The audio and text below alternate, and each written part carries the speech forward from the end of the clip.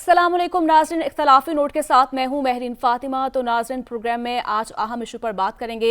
साबिक chairman FBI Shabbar Zaidi ने interview दिया है और उसमें बड़े बड़े इंकशाफात और दावे भी उन्होंने किए हैं। उन्होंने कई हवाले भी दिए। उन्होंने कहा कि उन्होंने एक मुल्तान के ज़मींदार को नोटिस भेजा और शाह महमूद कुरैशी साहब 40 अरकान असम्बली को लेकर आ गए। फिर उन्होंने ये भी कहा कि उन्होंने तंबाकू माफिया को उन्होंने टैक्स नेट में लाने की कोशिश की, तो वहाँ पर भी असद कैसर साहब MNAs लेकर आ गए। फिर साथ उन्होंने ये भी कहा कि अगर उन्होंने स्टील मिल पर हाथ डाला तो वहाँ पर फाटा के 20 सैनिटर्स चेयरमैन तहरीक इंसाफ के पास पहुँच गए।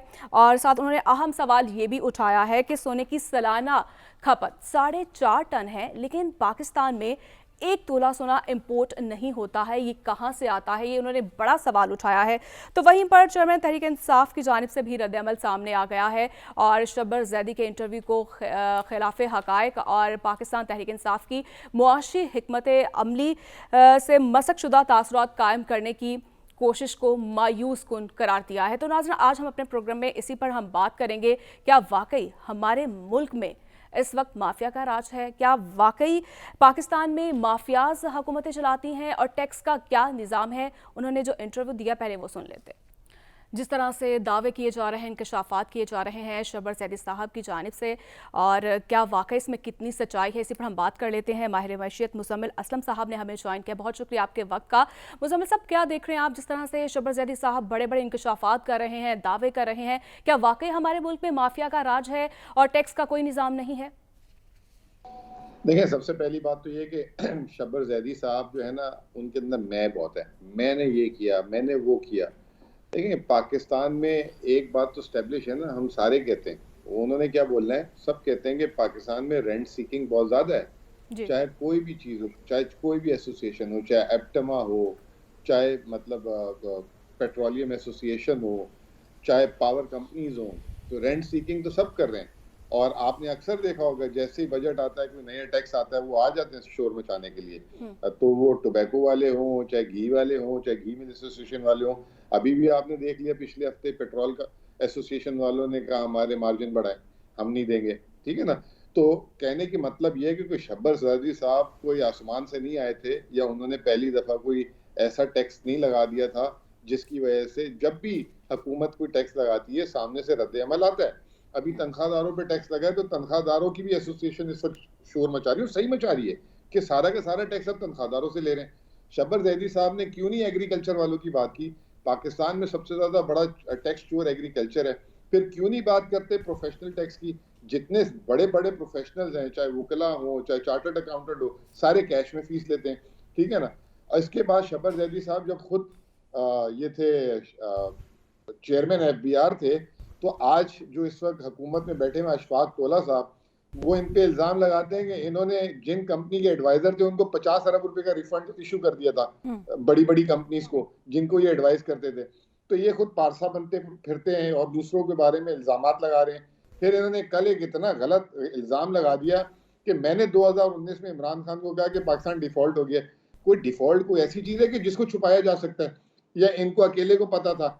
अजीब अजीब अजीब बातें कर रहे हैं, अजीब अजीब मतलब अपनी तरफ अटेंशन क्रिएट करने की कोशिश कर रहे हैं। बात यह है मुज़म्मिल कि असलम साहब, ये तो खुद टैक्स की कंसल्टेंसी देते थे, इनकी कंपनी है, तो ये तो कॉन्फ्लिक्ट ऑफ इंटरेस्ट नहीं था कि इस तरह की शख्सियात को जो है वो इस तरह के अहम ओहदा देना, चेयरमैन FBI लगा देना? तो ये तो खुद इस तरह के मशवरे दिया करते हैं। इनका तो काम ये है कि किस तरह जो टैक्स है उससे बचना है।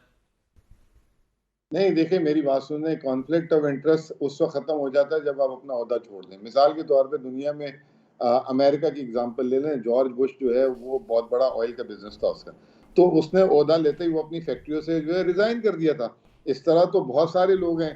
इस तरह तो शहबाज शरीफ को वजीर आजम नहीं बनना चाहिए, क्योंकि वो जो है कॉन्फ्लिक्ट ऑफ इंटरेस्ट है। उनके कारखाने, चीनी के कारखाने, बहुत सारे खुसरो बख्तियार थे हमारे पास, उनके चीनी के कारखाने थे, वो ministry of industries and production की थे एक जमाने में। पाकिस्तान में तो ये बहुत सारी मिसालें हैं, आप एक चीज को सिंगल आउट नहीं कर सकते। लेकिन इन्होंने डिसअपॉइंट किया। सबसे पहले तो इन्होंने जो 11 महीने गुजारे वो 5 सालों में पिछले सबसे बदतरीन थे, जिसमें टैक्स नहीं बना था। फिर ये अपने ओहदे से भागे। मुझे तो कल किसी ने एक बात बोली कि ये जब आ गए हुकूमत में तो आधा टाइम तो ये बीमार रहते थे, कहते थे मैं स्ट्रेस बहुत है, मेरे पेट में बहुत दर्द है, मेरे पेट में बहुत दर्द है। तो ये तरीक़ेकार नहीं है। मुज़म्मिल साहब ये फरमाइएगा कि ये तो आए थे टैक्स इस्लाहात के लिए, क्या इन्होंने कोई ऐसी टैक्स इस्लाहात की कोई तजावीज़ साबका हुकूमत ने पेश की हों जिस पर कुछ एतराज़ात उठे हों, या इन्होंने रिटेलर के हवाले से कोई दी हो, ज़रात के हवाले से कुछ दी जो है वो कुछ इस्लाहात की तजावीज़ दी हों? और दूसरा ये फरमाइएगा कि क्या इनको निकाला गया था या खुद रिज़ाइन देकर गए थे? नहीं, ये एकदम ही जो है ना, इन्होंने कहा था, जो हमने सुना है, मैं तो उस वक्त तर्जुमान नहीं था, लेकिन हमने सुना है कि इन्होंने कहा था मेरी वालदा बहुत बीमार है और मुझे उनकी वो करनी है, खिदमत करनी है। तो ये इस्लामाबाद ही नहीं आए थे वापस। असल में इन्होंने देखें, सबसे बड़ी इनकी सबसे बड़ी मैं ये कहूँगा कि गलती कह लें, ये कह लें कि जैसे ही हुकूमत आई थी उसके 8-9 महीने बाद जब इनको अपॉइंट किया, इन्होंने IMF से 5,500 अरब रुपए टैक्स का टारगेट तय कर लिया और IMF को कहा कि जी मैं करके बता दूंगा। और जो है उस साल वाहिद साल था पाकिस्तान की तारीख का, कोविड भी आ गया था, कि पाकिस्तान का मनफी हो गया टैक्स, पिछले साल से भी कम हो गया। ठीक है ना, तो ये इनकी परफॉर्मेंस थी। और दूसरी तरफ ये कि जो शब्बर साहब हैं, आपने कहा कि इन्होंने क्या ऐसी टैक्स की इस्लाहात लाए, इनके जाने के बाद असल इस्लाह शुरू हुई, ट्रैक एंड ट्रेस शुरू हुआ इनके जाने के बाद। जो है ठीक है मुज़म्मिल साहब, हमारा जो टॉपिक है वो शब्बर ज़ैदी साहब नहीं है, बल्कि जो उन्होंने टैक्स के हवाले से इस्लाहात की बात की, हम उस पर बात कर रहे हैं। तो आप क्या देखेंगे कि तमाम जो इस वक्त सेक्टर्स हैं जो उन पर टैक्स रेशो है, क्या लगता है आपको कि वो मुनासिब है या उसमें इजाफा नहीं होना चाहिए? देखें, इस वक्त पाकिस्तान में जो टैक्स का मसला है, जिससे टैक्स ले रहे हैं आप, जिस सेक्टर से टैक्स ले रहे हैं वो बेतहाशा ले रहे हैं, और जिनको आपने छोड़ा हुआ है उनको बिल्कुल छोड़ा हुआ है। मिसाल के तौर पे मैं आपको एक एग्जांपल देता हूँ, रिटेलर एंड होलसेलर, ज़रात से मुंसलिक लोग, प्रोफेशनल्स, ठीक है, एक्सपोर्टर्स, पेंशनर्स जो बहुत लाखों में तनख्वाह लेते हैं, उन पर टैक्स नहीं है। तो जो मैं सिर्फ एक बात बोलता हूँ, एक इस्लाहत वन लाइनर होनी चाहिए, जिसकी आमदनी काबिल टैक्स हो उससे टैक्स ले आप, और उस पर आपका कोई जो है कॉम्प्रोमाइज नहीं होना चाहिए। ये इल्जाम तराशी सारी एसोसिएशन आके अपने आप को प्रोटेक्ट करती है। तो ये फरमाएगा 22 करोड़ में से 30 लाख यानी 1.5% लगभग जो है वो टैक्स देते हैं इसमें, और टैक्स फाइलर में से भी 10 लाख हैं जो लगभग ऐसे हैं जो सिफर अपनी आमदनी जाहिर करते हैं। और अभी तक कोई ऐसी इस्लाहात ना तो ये PDM जमात लेकर आई, ना माजी में कोई ऐसी इस्लाहात सामने आ सकी। तो फिर कैसे टैक्स कलेक्शन का फार्मूला तैयार होगा? जो टैक्स देता है तनख्वाहदार तबका उसी पर मजीद बढ़ा देते हैं, जो एक्सपोर्टर टैक्स देते हैं उस पर मजीद टैक्स बढ़ा देंगे, जो टैक्स से बिल्कुल साइड लाइन है उस पर क्यों तरजीहात में शामिल नहीं किया जाता? मैं यही तो कह रहा हूं कि इस वक्त जो पाकिस्तान में सबसे बड़ी इस्लाह वो ये होगी कि जिसकी काबिल टैक्स आमदनी है, चाहे वो जो काला है, गोरा है, छोटा है, बड़ा है, मोटा है, रिटायर्ड है, जवान है, उसको टैक्स लगा दें। रहा सवाल, ये एसोसिएशन तो आती रहेंगी, हर वक्त आती रहेंगी। यही तो मैं बात कर रहा हूँ, चीनी वाला जाएगा कि मेरे पे टैक्स नहीं लगाओ, ये वाला, आप शब्बर ज़ैदी साहब ये कह देंगे कि फलां एसोसिएशन मेरे पास आ गई थी, तो भाई वो तो आएंगी, आज भी आती हैं। तो बात ये है कि पाकिस्तान में इस वक्त जो है 2 शोबों पे सबसे ज्यादा टैक्स है, 3 शोबों में, एक तनख्वाहदार, एक सनत, और तीसरी हमारी इंपोर्ट्स, जिसकी वजह से मुल्क में महंगाई भी होती है, जिसकी वजह से जो है मुल्क में जो है जहां पे सरमायाकारी होनी चाहिए वो नहीं होती, और जहां पे ये ज्यादा टैक्स लगे वहां पे स्मगलिंग को फरोग मिलता है। तो अगर आपने स्मगलिंग रोकनी है, ब्लैक इकोनॉमी को रोकना है, तो आपको मसावी टैक्स लगाने पड़ेंगे और हर एक पे टैक्स लगाना पड़ेगा। और रहा सवाल ये कि जो पाकिस्तान में जो ताकतवर हल्के हैं वो आके जो है हिला देते हैं, जैसे बड़ी एसोसिएशन, टेक्सटाइल एसोसिएशन है, कि जी मुल्क बंद हो जाएगा, बरामदाद नहीं होगी। हमें इनकी ब्लैकमेलिंग से निकलना होगा। आपको मैं एक इत्तला के लिए अर्ज कर दूं कि ये हमने काम शुरू उस वक्त भी कर दिया था, हमने 3-4 बड़े काम कर दिए थे। POS सिस्टम ले आए थे, ट्रैक एंड ट्रेस ले आए थे, आर्टिफिशियल इंटेलिजेंस से नादरा के थ्रू जो लोग उनके आमदनी नहीं इखराजात से उनको पकड़ने के लिए डाटा तैयार कर लिया था। ये तमाम चीजें जो है PDM ने 1 साल में आके सब रिवर्स कर दी।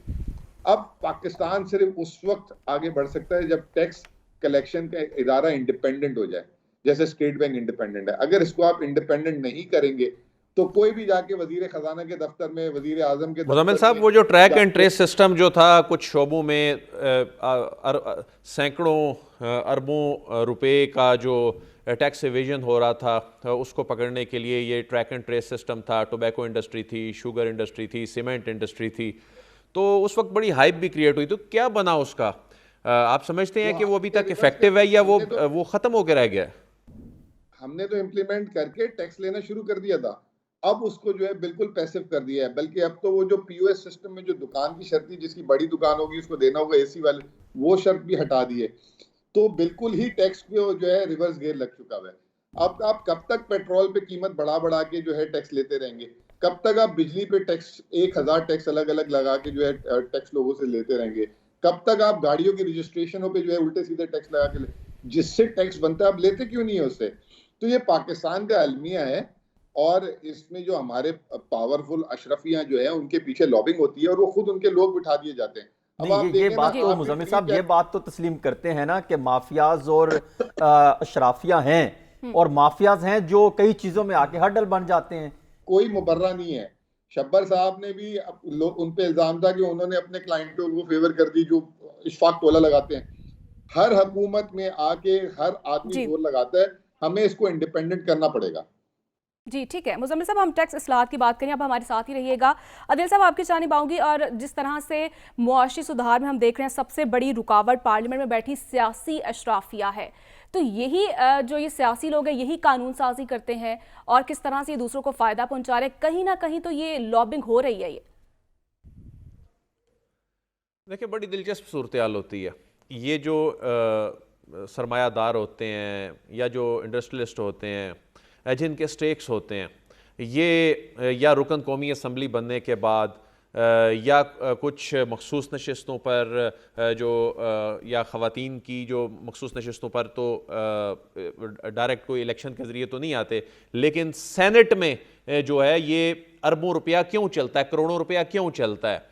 ये फिर जब ऐवानों में बहुत से लोग, मैं सब की बात नहीं कर रहा, लेकिन हम जब असम्बली की कार्रवाई को देखते हैं, वहाँ पर जो कायमा कमेटियाँ हैं, ये वो एक प्लेटफॉर्म होता है कि एक कायमा कमेटी, फिर ये उनकी सरबराही लेते हैं, सरबराही ना मिले मेंबरशिप लेते हैं। उसके बाद फिर जब ये इन कमेटियों के इजलास होते हैं और जिस सेक्टर से इनको प्रॉब्लम आ रही होती है, इनको ज़ाती तौर पे इनके इंटरेस्ट, कुछ ऐसे लोग हमने देखे जिनके इंटरेस्ट हिट हो रहे होते हैं, फिर उस कमेटी के इजलास में उस एजेंडा आइटम में फिर वो नोटिस डलवाया जाता है, जी फलां साहब को बुलवाया जाए, जी वो फलां ब्यूरोक्रेट जो हैं, फिर वो सामने बैठते हैं, फिर वो ब्यूरोक्रेट से ऐसे सवालात होते हैं, वो बिल्कुल ऐसे ही होता है जैसे आर्म ट्विस्टिंग हो रही होती है। वो आर्म ट्विस्टिंग के बाद फिर वो अपने मुतालबात साथ, हमने देखा कि वो कमेटी के इजलास में भी सामने रख दिए जाते हैं कि इस इशू को ज़रा देख लीजिएगा। तो बिल्कुल हमने जब हम असम्बली की प्रोसीडिंग और कायमा कमेटियों की ये जो कि एक उस लेजिस्लेशन का प्रोसेस होती हैं ये, और बहुत से ऐसे अवामी इशूज़ वहाँ पर टेकअप हुए होते हैं, उसकी आड़ में बहुत कुछ ऐसा हो रहा होता है और वहाँ पर यही ब्यूरोक्रेट्स, यही एफबीआर के लोग, यही डीजीज, यही ऑडिट हुकाम, ये जब वहाँ पर बैठे होते हैं तो इनको पूरी तैयारी के साथ फिर इनके साथ जो क्वेश्चनिंग होती है, तो बुनियादी तौर पे उस प्लेटफॉर्म पर इनको फंसाने की कोशिश की जाती है और उसके बाद फिर वाकई में मजबूर ये होते हैं लोग कि ये उनके इंटरेस्ट को हिट ना करें। ये बात दुरुस्त है, इस हद तक बात दुरुस्त है कि वहाँ पर ये लोग पहुँचते हैं, इलेक्ट होके जाएं या सेनेट के ज़रिए जाएं या कोई मखसूस नशस्त पर कोई वहाँ पहुँच जाए, तो वहाँ जाकर इस तरह से ये अपने मफादात का तहफ़्फ़ुज़ करते हैं। यही वजह है, देखें ये सेनेट के इंतखाबात में आज तक हम यही रिपोर्ट करते आए कि किस तरह करोड़ों रुपए की बोलियां लगती हैं सेनेट की एक एक जो सीट है उसके ऊपर। वो पागल तो नहीं है कि करोड़ों रुपया लगाकर 50-50 करोड़ रुपया कोई लगाकर, मैं सब की बात नहीं कर रहा, कुछ लोग मेरिट के ऊपर भी आते हैं, लेकिन ये जब चीज़ें हर सेनेट के इलेक्शन में सामने आती हैं तो वो लोग पागल तो नहीं है कि करोड़ों रुपए की इन्वेस्टमेंट करके सिर्फ अपने नाम के साथ एक सेनेटर लगवाने के लिए कोई वहां पर आए। तो ऐसे में ये बिल्कुल इस हद तक ये बात दुरुस्त है। लेकिन ये माफिया सिर्फ वहीं पर ही नहीं होते, जिस तरह शबर जैदी ने ये कहा, ये एफबीआर के अंदर भी हैं। जो एफबीआर की ये ख़ास तौर पे ये अशफाक तौला साहब, इन्होंने बड़ा ये टैक्स रिफॉर्म्स के ऊपर ये भी इन्होंने काम शाम किया है और इन्होंने काफ़ी रिपोर्ट्स वगैरह भी तैयार की हैं। ये एफबीआर के अंदर भी जो रिपोर्ट्स को आप देखें तो एफबीआर के अंदर भी माफियाज हैं, वो इस तरह की चीज़ों को वेलकम करते हैं। उसकी रीज़न ये है कि उनका काम नहीं चलता। ऑटोमेशन, अगर सारा काम ऑटोमेशन पे चला जाएगा, इंसानी अमल दखल ख़त्म हो जाएगा, तो फिर वो लोग किस तरह कमाएंगे? तो ये माफिया एफबीआर के अंदर भी मौजूद है जो चीजों को इंप्लीमेंट होने ही नहीं देता। देखें बैरून मुल्क में, डेवलप्ड कंट्रीज में हमने जाके ऑब्जर्व किया, वहां भी टैक्स इवेजन किसी ना किसी सतह पर होती है। वो टैक्स इवेजन रोकने के लिए उन्होंने ऑटोमेशन को मैक्सिमाइज कर दिया। जितना आप ऑटोमेशन की जानिब जाएंगे उतना आप टैक्स इवेजन को रोकने में कामयाब होंगे। जिस तरह अभी मुजम्मिल साहब कह रहे थे, पीओएस सिस्टम इनकी गवर्नमेंट के दौर में उस वक्त बिल्कुल ये बहुत बड़ा इकदाम था, बहुत बड़ा इकदाम था, और ये एक चेक लगाने के लिए, इकोनॉमी को डॉक्यूमेंटेड करने के लिए वाकई बहुत बड़ा इकदाम था। लेकिन जिस तरह के अभी अब देखें, उस पर कोई अपडेट नहीं है।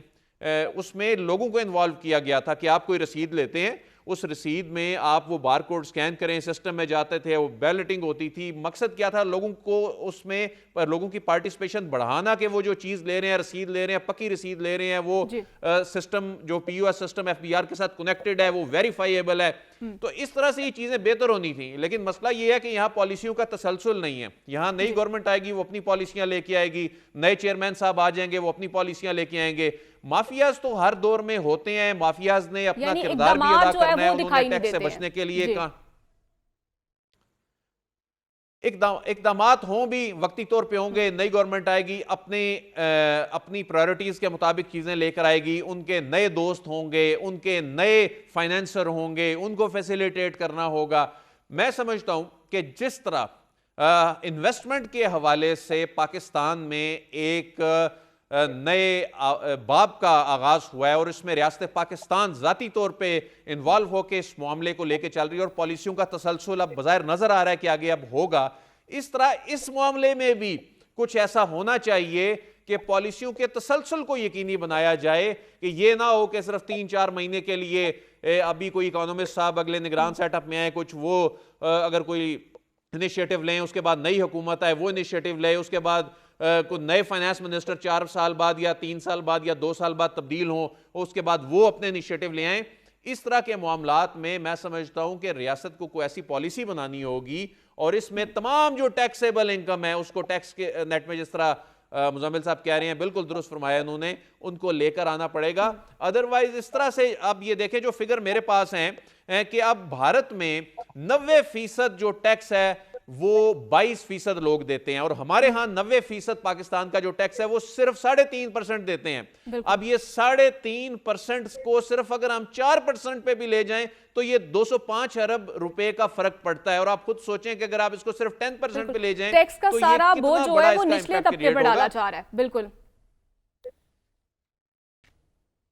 तो ये बड़ा आसान है, जो टैक्स दे रहा है उसके ऊपर और ज्यादा बर्डन डाली जाए। ये बहुत आसान है कि वो जिन 3 सेक्टर्स की निशानदेही की है मुजम्मिल साहब ने, वो चूंकि टैक्स दे रहे हैं उन पे टैक्स लगाई जाएं, और जो असल जो पोटेंशियल है जिनसे आप टैक्स ले सकते हैं उनसे आप टैक्स ले नहीं रहे। अब देखें ना, हमारे पास 76 लाख कुल टैक्स पेयर रजिस्टर्ड है, उसमें से 36 लाख जो हैं वो अपना इनकम टैक्स भरते हैं, और इन 36 लाख फाइलर में से, यानी ये जो फाइलर्स हैं, इनमें से 22 लाख टैक्स फाइलर्स जो हैं ये प्रॉपर यानी जो टैक्स भी देते हैं और टैक्स फाइल करते हैं, और इनमें से 14 लाख जो टैक्स फाइल भी जो फाइलर रिटर्न फाइल कर रहे हैं वो टैक्स फाइल नहीं करते, उनका नील टैक्स है, उनका जीरो टैक्स है, वो एक फॉर्मेलिटी पूरी करने के लिए टैक्स फाइल कर देते हैं।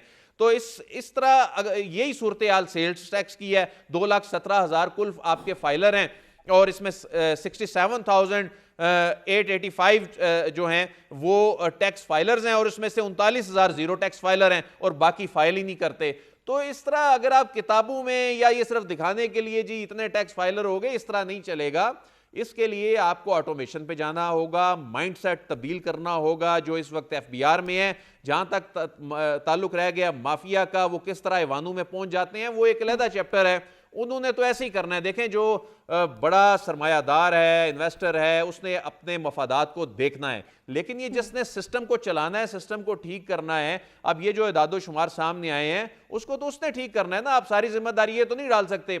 अब ये जो शबर जैदी साहब कह रहे हैं कि इमरान खान जो हैं साबिक वज़ीर आज़म, उनके दौर में जी ये लोग 40-40 MNA लेकर आ जाते थे।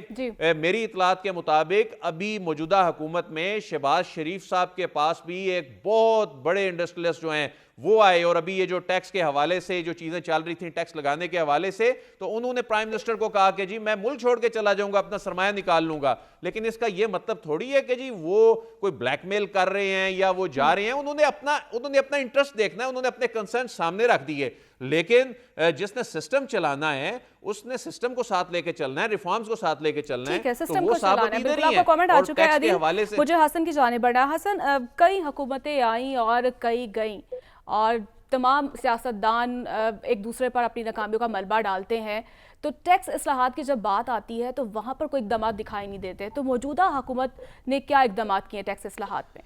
देखिए, मेरी तरफ से साबका पाकिस्तान तहरीक इंसाफ की जमात हो या पीडीएम जमातें हों या उससे पहले नून लीग या पीपल्स पार्टी की जमातें हों, किसी एक ने लॉन्ग टर्म प्लान नहीं बनाया कि हमने कैसे टैक्स कलेक्शन करनी है, या इनकी तरफ से कोई तजावीज़ सामने नहीं आई।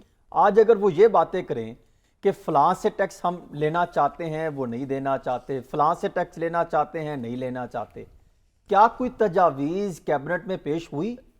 क्या कोई तजावीज़ की तैयारी के लिए कोई कमेटी तश्कील दी हो? उन्होंने कोई इस्लाहाती कोई एजेंडा बनाकर, कोई इस्लाहात का कोई पैमाने, कोई चीज़ बनाकर कोई अपने सरबराह को या प्राइम मिनिस्टर ऑफ पाकिस्तान को कोई पेश किया हो?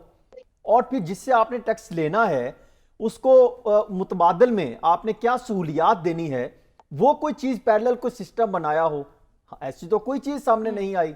बस ये लगा देते हैं कि आपने पैसे कलेक्ट करने हैं, लाइक बिजली का खसारा है तो वो हमने इकट्ठा करना है तो वो कीमतें बढ़ा दी जाएं, फलां चीज़ में हमने इतना टैक्स कलेक्ट करना है, फलां चीज़ों पे टैक्स बढ़ा दिया जाए। तनख्वाहदार तबका सबसे आसान है, आप उस पर बढ़ाते जाएं टैक्स। वो बेचारा पहले ही पिसा हुआ है, गरीब बंदा होता है, तनख्वाहदार तबका वो टैक्स देता रहेगा।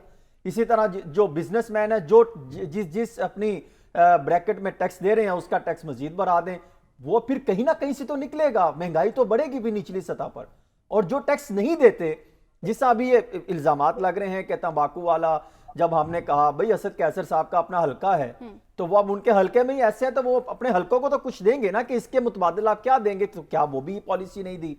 और दूसरी बड़ी चीज, ये बहुत आसान है कि जब भी आप इक्तदार में हो तो आप कहें कि हमने बहुत अच्छे इकदाम कर लिए, और जब आप इक्तदार से बाहर निकलें और आपको साइडलाइन कर दिया जाए और आप अपने पर कुछ चीज लेने के बजाय आप माजी की हुकूमतों को जो है वो उस पर मलबा डालना शुरू कर दे कि फलां ने ये काम किया। यही शब्बर जैदी साहब करें, यही पीडीएम हुकूमतें जमातें कर रही हैं। हम तो ये कहते हैं कि माजी में कुछ हुआ या नहीं हुआ, उन्होंने इकदाम किए या नहीं किए, आपने क्या किया? आप हमें ये बताते कि मैंने ये इस्लाहात दी थी 4 पेजेस, ये अवाम के सामने है, ये चीज नहीं हो सकी। पीडीएम जमातें ये चीज लेकर आए कि महंगाई को कंट्रोल करने के लिए, IMF के पास जाने के लिए, कहां पर हमें इस्लाहात करने के लिए हमने ये चीज, ये पैमाने बनाए थे।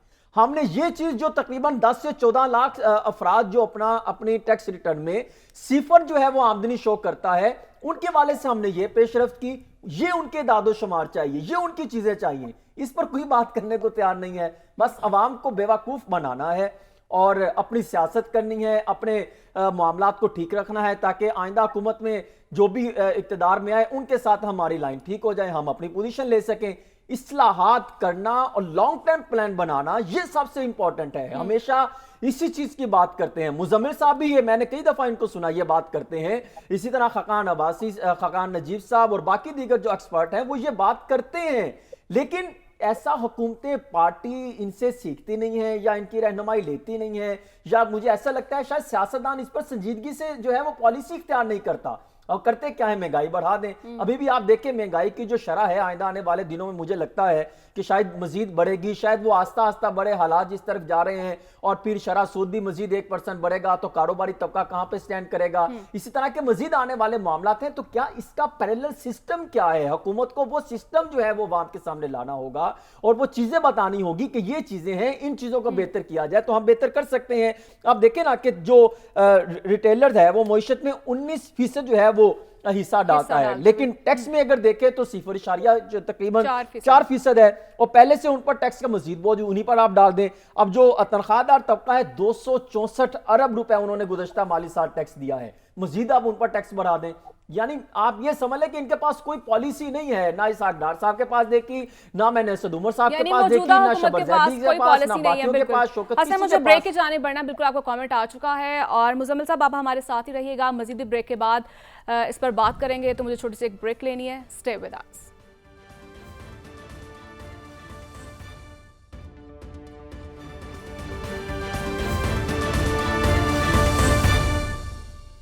वेलकम बैक नाज़रीन। पाकिस्तान मादनी वसाइल से किस कदर माला माल है, इस बात का अंदाज़ा यहाँ से लगाया जा सकता है कि पाकिस्तान सोने के ज़खायर रखने वाला 10वां मुल्क है और तांबे के ज़खायर रखने वाला 13वां मुल्क है, और जबकि नमक के ज़खायर रखने वाला दुनिया भर में दूसरा नंबर है पाकिस्तान का। तो वहीं अगर बात की जाए कोयले की भी, तो पाकिस्तान दूसरे नंबर पर है और mineral exploration and development organisation के मुताबिक पाकिस्तान में $6 ट्रिलियन मालियत की मादनियात मौजूद है। जबकि हमने गुज़श्ता कुछ अरसे से देख रहे हैं पाकिस्तान को मुआशी सरगर्मियों के हवाले से काफ़ी मुश्किलात का सामना भी रहा है और अब एक नई उम्मीद पैदा हुई है और रियासत ने मुआशी बैसाखियाँ तोड़ने का भी फैसला कर लिया गया है।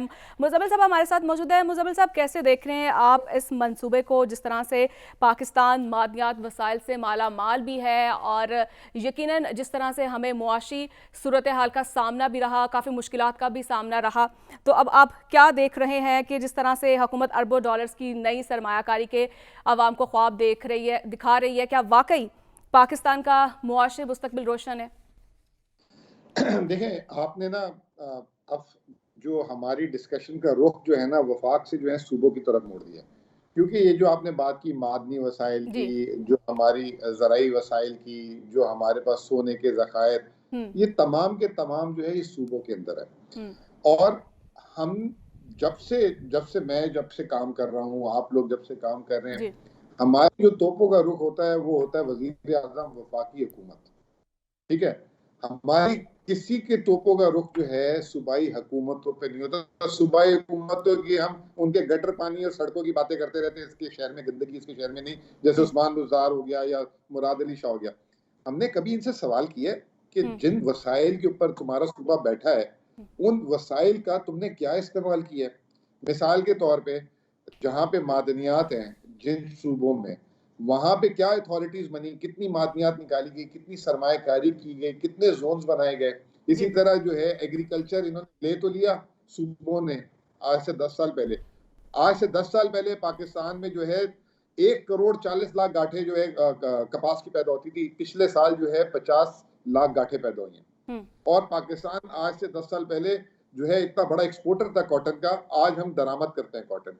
इसी तरीके से गंदम की भी मिसाल ले लें, तो ये जो एक चीज बनी है ना SIFC, मैं सिर्फ इसको एक पॉइंट से सपोर्ट करूंगा, बाकी किसी पॉइंट से मेरा इख्तिलाफ है कि निजी सेक्टर को आना चाहिए, सरकारी सेक्टर को कारोबार में नहीं आना चाहिए। अगर ये SIFC सूबाई हुकूमतों के पहिए को चला दे और उनके वसाइल पे पॉलिसी साजी करवाना शुरू कर दे, जिस सूबे में पानी ज्यादा है तो वो वहां पे डैम्स बनना शुरू हो जाए, जिस सूबे में मादनियात ज्यादा है तो वहाँ मादनियात से फायदा उठाया जाए, जिस सूबे में ज़राअत ज़्यादा है वहाँ पे ज़राअत से जो है फायदा उठाया जाए। और दूसरी चीज, ये जो अभी टैक्स की बात की है, इससे मुंसलिक करें। आपका सारा का सारा टैक्स वफाकी हुकूमत जमा करती है। ये जो नीचे टैक्स नहीं लग रहा वो सूबों की वजह से नहीं लग रहा। आपको पता है, मैं जिस सूबे कराची में रहता हूँ, उस शहर में रहता हूँ, पूरे सिंध का 95% प्रोविंशियल सेल्स टैक्स कराची से आता है, बाकी लगता ही नहीं है। हैदराबाद के पीछे लगता ही नहीं है। पूरे सूबे में प्रॉपर्टी टैक्स, जो जमीन का टैक्स, इतनी बड़ी बड़ी ज़राई जमीन को छोड़ें, लोगों के महलात बने हुए हैं, बड़े बड़े घर बने हुए हैं। लेकिन शबर ज़ैदी साहब तो ये भी तो कह रहे हैं ना कि सिंध में ज़राई इनकम टैक्स डेवलपमेंट के हवाले से कोई ऐसा वहां पर है ही नहीं है, कोई सिस्टम ही नहीं है। सिंध में नहीं, तो पूरे वहां सूबों पर भी में तो सवालिया निशान बनता है। तो ये मैं आपको बता रहा हूँ, जिस दिन सूबे अपना टैक्स इकट्ठा करना शुरू कर देंगे, जिस दिन अपने वसाइल जो उनके पास, जो कुदरत के खजाने जो पड़े हुए हमारे पास, अगर हम उसको सही कर वहां से उसका फायदा उठाना शुरू कर देंगे, तो पाकिस्तान तो पता नहीं कहां से कहां निकल जाएगा। अब ये देखें ना, अरब ममालिक की नजर है पाकिस्तान के वसाइल पे। मैं एयरपोर्ट कहता हूँ अच्छा है, दे दें, पाकिस्तानी नहीं संभाल सकते। लेकिन अगर अरब ममालिक जिनकी खुद ज़राअत में एक्सपीरियंस नहीं है और वो पाकिस्तान के लैंड, ज़राई लैंड से जो फायदा उठा सकते हैं, तो हम कितने सोचें कि निकम्मे हैं। और जो हमारी सूबाई हुकूमतें कितना नुकसान पहुंचा रही हैं। हमारा ही मार्बल, हमारी ही खाल जो यहाँ से हम भेजते हैं लेदर बार, हम बेचते हैं किलो के हिसाब से, बाहर वो जो है एक पर्स जो है हजारों डॉलर में बेचते हैं। हम कोई सनत नहीं बनाते, हम उससे वसाइल नहीं पैदा करते, कोई बस डर ये कि हमारी सूबे में आके कोई कब्जा ना कर ले। अब आपको याद होगा पिछली हुकूमत में एक बंदल आइलैंड की बात हुई थी कराची में, समुंदर के साथ एक बहुत ही खूबसूरत, पूरी दुनिया की उस पर नजर है कि ये बन जाता है तो दूसरा दुबई बन जाएगा। वफाकी हुकूमत ने इनिशिएट लिया, इधर से जो है सिंध हुकूमत आ गई, ये सिंध के लोगों की वो है, सिंध की वो है ना, खुद एक ईंट लगाई ना दूसरों को लगाने दी। ये हमारे मसले, जब तक हम इससे बाहर नहीं निकलेंगे, एक सूबा कहता है डैम बनेगा तो मेरे सूबे में मसला हो जाएगा, दूसरा सूबा क्या कहता है, SIFC अगर इस पे काम कर लेगी तो आप देखेंगे ये मुल्क चेंज हो जाएगा, ये मुल्क बहुत ऊपर निकल सकता है। लेकिन मसला ये कि हम सूबों पे अपनी तोपों की रुख नहीं रखते, हम सूबों को अहमियत नहीं देते। और आज जो पाकिस्तान में करप्शन का मरकज है वो सूबे हैं। इतनी करप्शन है सूबों में। हम तो एक वफाकी वजीर की छोटी मोटी, इसने यूं कर दिया वो कर दिया, छोटी मोटी तो नहीं, वो भी बड़े बड़े हाथ लगते हैं। लेकिन आपने कभी किसी सूबाई वजीर के बारे में बात की है, सूबाई हुकूमतों के यहाँ के ब्यूरोक्रेसी के बारे में बात की है? अंदाजा करें कि 9,500 अरब रुपए इस साल टैक्स का जो तखमीना है ना, उसमें से 5,600 अरब रुपए सूबों में तकसीम हो जाएगा। आपकी फौज का सिर्फ 1,800 अरब बजट है, पंजाब का 2,800 अरब बजट है। आपकी 1,800 अरब फौज का बजट है, सिंध हुकूमत का 2,000 अरब से ऊपर बजट है। इतना बड़ा पैसा यहाँ है नीचे और इतना जाया हो रहा है। अब आप देखें ना कि वहां पे आपके लाहौर में लिबर्टी चौक में 40 करोड़ रुपए का जो है 14 अगस्त के दिन झंडा लगाया जाएगा, 2.5 अरब रुपए की गाड़ियां बांटी जा रही हैं। ये जो ऊपर टैक्स हम पे आप पे लग रहा है, उसको नीचे सूबे किस तरह एक तो जाया कर रहे हैं, दूसरा अपनी आमदनी नहीं बना रहे टैक्स की। और ये तीसरी चीज जो आपने खुद छेड़ दी, जो 6,000 अरब रुपए के वसाइल हैं वो तो सूबों के पास है, उस पर क्यों नहीं किसी सवाल किया जाता कि उस पर क्यों नहीं तरक्याती काम किए जाते, उस पर क्यों नहीं जो है आगे बढ़ा जाता। सिर्फ वो लोग बैठे हुए उसके ऊपर करने नहीं देते। यानी डिसीजन मेकिंग जो है ना वो नहीं हो पा रही, पॉलिसीज नहीं बनाई जा रही। ठीक है, मैं आपकी तरफ आती हूँ मुज़म्मिल साहब। आदिल, आपकी जानिब आऊँगी। जिस तरह से कुदरती वसाइल से हमारा पाकिस्तान माला माल है, लेकिन अफसोस के साथ ये कहना पड़ता है, क्या इन वसाइल का सही तरह से इस्तेमाल नहीं हो रहा? क्या डिसीजन मेकिंग नहीं हो रही? कहीं ना कहीं तो कुछ ड्रॉबैक्स हैं। देखें, सही इस्तेमाल तो बहुत दूर की बात है। हमने तो सिर्फ मुतालिया पाकिस्तान में पढ़ा था कि कुदरती वसाइल और कुदरती नेमतों से और कुदरत के ख़जानों से माला माल हैं। ये ख़जाने हैं कहाँ, हम यही बचपन से सुनते आए और ये किसी को भी नहीं पता। ये कहते आए, बल्कि ये कुड़ते आए कि आखिर हम इनसे फ़ायदा क्यों नहीं उठाते। लेकिन यकीन करें कि 2-3 प्रोजेक्ट्स अभी, जिसमें ज़राअत से लेकर कानकुनी तक 2 प्रोजेक्ट्स ऐसे जो खुद आँखों से देखने का मौका मिला कि ये सिर्फ अब किताबी बातें नहीं हो रही, ये अमली इक़दाम पहले शुरू हुआ है, उसके बाद इफ्तिताह शुरू हुए हैं। यानी मिसाल के तौर पे जिस तरह कल आपने रिपोर्ट भी चलाई, मोहम्मद खेल कॉपर मंसूबा, जो कि शुमाली वज़ीरिस्तान, कौन सोच सकता था कि वहाँ से तांबा निकलेगा, अरबों रुपए मालियत का, अरबों डॉलर्स मालियत का तांबा वहाँ से निकलेगा। और वहाँ पर अभी स्टडीज़ हो रही हैं कि वो इलाका और उसके इतराफ़ के जो इलाके हैं वो ख़जानों से भरे हुए हैं। लेकिन मसला ये है कि ना कभी स्टडीज़ हुई, हम आपस की सियासत में रहे, फिर शोरश ज़दा इलाके ये रहे। तो लेकिन अब वो वक्त आ गया है क्योंकि उस पर काम शुरू हो गया। अवाम ने देखा, ये टेलीविज़न स्क्रीन के ऊपर देखा कि वहाँ से तांबा निकल रहा है ज़राअत के हवाले से। यानी जो बंजर ज़मीन पड़ी है, जो रेगिस्तानों में, जो पाकिस्तान बनने से लेकर अब तक जो आबाद नहीं हुई, जिस पे हरियाली देखने को नहीं मिली, वहाँ ये काम शुरू हो गया है। जो खुशाइन बात ये है कि पाकिस्तान का अपना ह्यूमन रिसोर्स इस्तेमाल हो रहा है। वो एग्रीकल्चर यूनिवर्सिटीज़ में पढ़ने वाले बच्चे वो डिग्रियां ले लेते थे, उनकी यूटिलिटी कोई नहीं थी। अब उनको इस प्रोसेस का हिस्सा, रिसर्चर्स को इस प्रोसेस का हिस्सा बनाया गया है। और एग्रीकल्चर में, सिर्फ आप एग्रीकल्चर में चलें, आप माइनिंग को भी साइड पे रखें, आप इन कुदरती वसाइल को, ज़खायर को साइड पे रखें। ये ज़री मुल्क है और इसकी जो फूड बास्केट है अरबों डॉलर का तो आपकी इंपोर्ट है। आप सिर्फ इसको ही काम कर लें तो आप खुद सोचें कि क्या सूरत हाल बने। 10 अरब डॉलर्स की तो सिर्फ इंपोर्ट सब्स्टिट्यूशन है, इसका मुतबादल है। तो अब आते हैं हम ये तांबे और ये जो सोने की हम जो बात कर रहे हैं, जो अभी इनिशियल रिपोर्ट्स हैं, इनिशियल जो रिपोर्ट्स हैं उनके मुताबिक 6,000 मिलियन टन तांबे के ज़खायर हैं पाकिस्तान में, सोने के तकरीबन 1,656 मिलियन टन, जो सिल्वर के 618, नमक के हवाले से। अब आप ये देखें कि हम ये सुनते आए कि दुनिया भर में हमारा ये जो गुलाबी नमक है इसकी बड़ी मांग है और दूसरे ममालिक उससे फायदा उठा रहे हैं, हम उसकी ब्रांडिंग ही नहीं कर सके। हमारे यहाँ वो सिर्फ एक पत्थर है, वो जो चंद रुपए का है। उस हवाले से कौन सी हमने यहाँ पर इंडस्ट्री बनाई है, कौन सा इस पे हमने उसके एक्सपोर्ट के हवाले से कोई मैकेनिज्म बनाया है। इसके अलावा आयरन और जो है ये 1400 मिलियन टन के ज़खायर हैं। तो देखें वो वक्त आ गया, इसमें हमें अब नजर आ रहा है ये SIFC है ना, जो ये जो मुजम्मिल साहब बात कर रहे हैं, सूबों की नालायकी, नाअहली, उनकी इनकॉम्पिटेंस जो है, उसका इलाज मेरे ख्याल में अब निकल आया है। अब ये वफाक की सतह से चीजें चलेंगी। जाहिर है सूबों की इतनी अहलियत नहीं है कि वो गैर मुल्की सरमायाकार को लेकर आए, ना उनके पास ऐसा कोई उनकी कैपेसिटी बिल्डिंग है उनके पास ह्यूमन रिसोर्स की कि वो ये वसाइल से फ़ायदा उठा सकें। इसमें जिस तरह FWO का जो मिनरल डेवलपमेंट के एंड एक्सप्लोरेशन का जो इदारा है वो काम कर रहा है, इस तरह के इदारों को वफाक की सतह पर इस तरह के इदारों को जाकर ऑपरेट करना होगा। पॉलिसियां वफाक की सतह पर बनेंगी। आपकी जानिब आऊंगी, जिस तरह से हुकूमत भी शहबाज शरीफ साहब इस चीज़ का एतराफ़ कर रहे हैं कि हमसाया मुल्क हमारे से आगे निकल गए हैं, तो अब 70 साल बाद भी आप क्या देख रहे हैं कि रियासती तरजीहात वाज़ेह हो गई हैं? आने वाले वक्त में आप क्या देख रहे हैं, क्या इन वसाइल का सही तरीके से इस्तेमाल किया जाएगा? देखिए, कोशिश है और कोशिश कामयाब भी हो सकती है। कोशिश करनी चाहिए। कोई भी काम शुरू करने के लिए हिम्मत आप जो जब करते हैं तो किसी हद तक फिर कहीं काम भी हो जाते हैं, कहीं पर मुश्किलात भी पेश आती हैं। और ये कहना कि पाकिस्तान में कुछ नहीं है, मेरे ख्याल में जितनी मैंने अब तक की रिपोर्ट्स देखी और जो मैंने सुना और इन सियासतदानों की रिपोर्ट्स को ही देखा, सरकारी डिपार्टमेंट्स की रिपोर्ट को देखा, तो उससे तो लगता है कि पाकिस्तान में अल्लाह ताला ने हर तरह की चीज़ से नवाजा है। ज़मीन के ऊपर भी और ज़मीन के नीचे भी हमें बेशुमार किस्म की मादनियात से नवाजा है।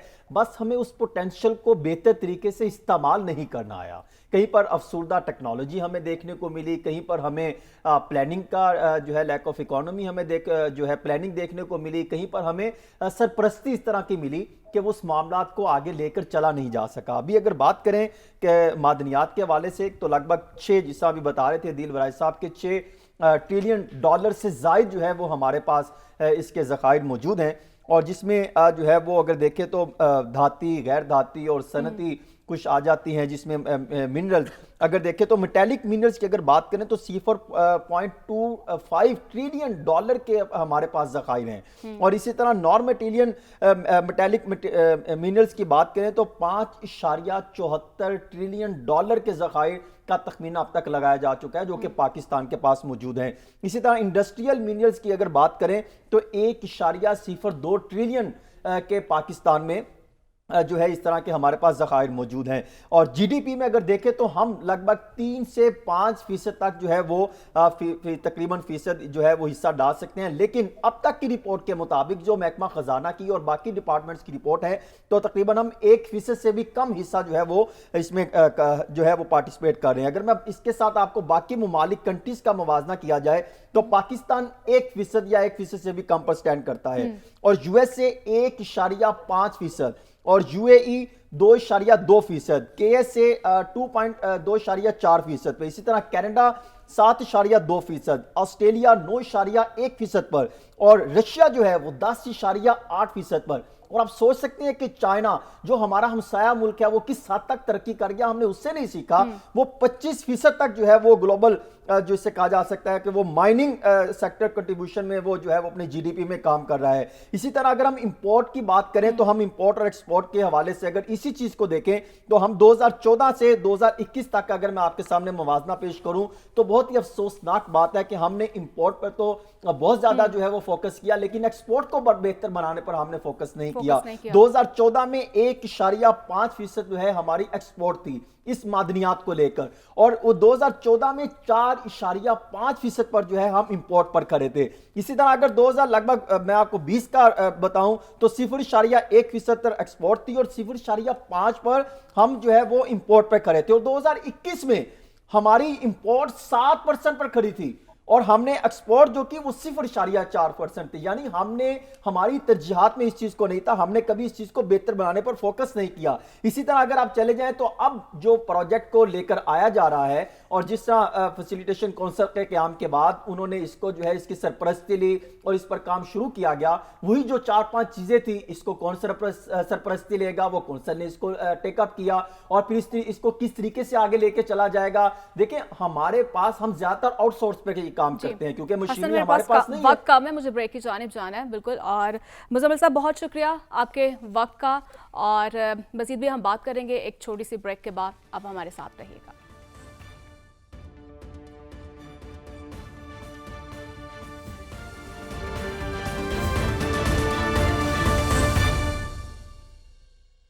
वेलकम बैक नाज़रीन। जैसा कि हमने देखा पिछले 15 माह में बहुत सियासी तब्दीलियां सामने आ चुकी हैं, जिसमें एक बड़ी तब्दीली ये भी है कि चेयरमैन तहरीक इंसाफ के खिलाफ केसेस की भरमार है और उनके मुस्तकबिल पर एक सवालिया निशान भी है, और एक के बाद एक नए केस का भी उन्हें सामना है। कानूनी मसाइल भी बढ़ रहे हैं और साथ ही साथ आने वाले दिनों में अहम केसेस की समाअत भी होने जा रही है, तो इन्हें इलेक्शन कमीशन पर उन्हें फ़र्द जुर्म भी आयद होगी, और जबकि तोशाखाना केस भी आखिरी मराहिल में दाखिल हो चुका है। और हुकूमत की भी यही ख्वाहिश है कि चेयरमैन PTI अदालती तरीक़ाकार से नाअहल हों। राना सनाउल्लाह साहब भी कहते हैं कि कानून के मुताबिक उनकी गिरफ्तारी होगी। तो ये उन्होंने जो गुफ्तगू की है, पहले ये देख लेते हैं। आदिल साहब, आपकी जानिब आऊँगी, क्या देख रहे हैं आप कि अगस्त का महीना चेयरमैन PTI पर भारी पड़ने वाला है? कोई बड़ी डेवलपमेंट हो सकती है? बड़ी डेवलपमेंट ये है जी कि 35 सवाल जो एडिशनल डिस्ट्रिक्ट एंड सेशन जज की जानिब से भिजवाए गए हैं, उनका जवाब देना। ये केस अब ख़त्म हो रहा है, इसका आउटकम कुछ भी हो, लेकिन जिस तरह से PTI इसको अवॉइड कर रही है, और वो जो सवाल हैं, देखें PTI अभी तक टेक्निकली इसको खेल रही है। देखें जी, वो कंप्लेंट ठीक नहीं थी, वो दस्तखत ठीक नहीं थे, वो जो शिकायत कुनिंदा के, लेकिन जो मेरिट है केस का कि आपने जो 2018-19 में तोशाखाना से तहाइफ लिए, क्या आपने ये तस्लीम नहीं किया कि आपने ये तहाइफ लिए? जब आपने ये तस्लीम कर लिया तो उसके बाद फिर आपने इनको जाहिर नहीं किया इलेक्शन कमीशन की दस्तावेज़ात में, और इलेक्शन कमीशन की दस्तावेज़ात में जब जाहिर नहीं किया तो फिर साथ ही आपने एक बयान हल्फी दे दिया कि मैंने कोई चीज़ छुपाई नहीं है। तो सादिक और अमीन होने वाला मामला, जो कि एक सियासतदान के लिए बड़ा ही ख़तरनाक होता है अगर वो इस बुनियाद पर डिस्क्वालीफाई हो जाए, तो एक तो ये मामला है। दूसरा इसका एक फ़ौजदारी पहलू है। वो फ़ौजदारी पहलू जो है वो 3 साल तक इसमें कैद की सज़ा है। तो हुकूमत जो कि हुकूमत और PTI जो बड़े सियासी हरीफ हैं, तो हुकूमत की ख्वाहिश ज़रूर थी कि साबिक वज़ीर आज़म को गिरफ़्तार होना चाहिए, लेकिन अब वो ये देख रहे हैं कि ये केसेस वैसे ही अपने मंतकी अंजाम को पहुंच रहे हैं, तो ऐसे में ये अब अगला 1-1.5 हफ्ता बहुत अहमियत का हामिल है। और ये केस अगर इसमें कोई बड़ी अदालतों से कोई रिलीफ नहीं मिलता, देखें सुप्रीम कोर्ट से रिलीफ नहीं मिल सका, सुप्रीम कोर्ट ये गए थे और सुप्रीम कोर्ट से इन्हें कोई रिलीफ नहीं मिल सका, इस्लामाबाद हाई कोर्ट से भी अभी तक रिलीफ नहीं मिल सका, उसमें ये मामला आगे से आगे जाता जा रहा है और वहाँ पैरेलल प्रोसीडिंग चलती जा रही है। हसन साहब, आपकी जानिब आऊँगी, क्या देख रहे हैं आप? यकीन मुश्किलात में तो इजाफा हो ही रहा है, और क्या देख रहे हैं आपके नवाज शरीफ साहब की वापसी जो है वो चेयरमैन PTI की गिरफ्तारी से कोई मशरूत की जा रही है? कोई ऐसा है मामला? देखिए, अगर ग्राउंड रियलिटीज़ पर निगाह डालें तो लगता यह है कि ना तो नवाज शरीफ साहब की मुश्किलात कम हो सकी हैं और ना ही चेयरमैन PTI की। दोनों की मुश्किलात में इजाफा ही हुआ है, और मुझे लगता है कि शायद अगस्त का महीना दोनों की मुश्किलात में मजीद इजाफे के साथ साथ इनके लिए मजीद जो है वो इनको जिसे कहा जा सकता है ना, इनको किसी ना किसी जगह पर लगा देंगे, मजीद स्ट्रॉन्ग कर देंगे। कहीं पर करप्शन के इल्जामात हैं, कहीं पर अखलाकियात का उन्होंने जो है वो उड़ा कर रख दिया, और कहीं पर अपने भाई के पर एतमाद ना करने के मामलात हैं, और कहीं पर जो है वो उनके खिलाफ केसेस के मामलात हैं। देखिए, अगर आप दोनों का मवाजना करें, दोनों के वही मामलात हैं जो उन्होंने किया। चेयरमैन PTI के खिलाफ भी वही केसेस हैं जो उनके करतूत थे, जो उन्होंने मामलात किए, वही केसेस बन रहे हैं अदालतों में। अगर कहीं गलत है, जिससे आपके इंट्रो से मुझे लग रहा था कि शायद वो केसेस गलत बने, देखिए सारे तो केसेस गलत नहीं बन सकते, कुछ ना कुछ तो रियलिटीज है जो अदालतों में गए और अदालतों में जजेस देख रहे हैं, इनकी वुकला टीम जाती है, वो देखते हैं, कुछ ना कुछ तो हकाइक हैं। मेरे ख्याल में आइंदा आने वाले दिनों में जहां पर इनको सजा भी सुना दी जाएगी और वो फिर उसको उसके लिए और भी मजीद केसेस जो हैं वो जब खुलेंगे, इन्वेस्टिगेशन का दायरा कार मजीद खुलेगा, तो फिर ये मामला रुकेगा नहीं। और दूसरी तरफ नवाज शरीफ साहब जो अपने भाई के दौर में पाकिस्तान वापस नहीं आ सके, मुझे लगता है कि वो शायद वो इस साल भी पाकिस्तान में आ सकेंगे। जो है खत्म हो चुका है प्रोग्राम का, यकीनन आने वाला वक्त जो है चेयरमैन पीटीआई के लिए क्या काफ़ी ज़्यादा मुश्किल लग रहा है। उनके सियासी मुस्तकबिल पर भी एक सवालिया निशान है। तो आने वाले प्रोग्राम में मज़ीद इस पर बात करेंगे। इसके साथ ही मुझे इजाज़त दीजिए। अल्लाह हाफ़िज़।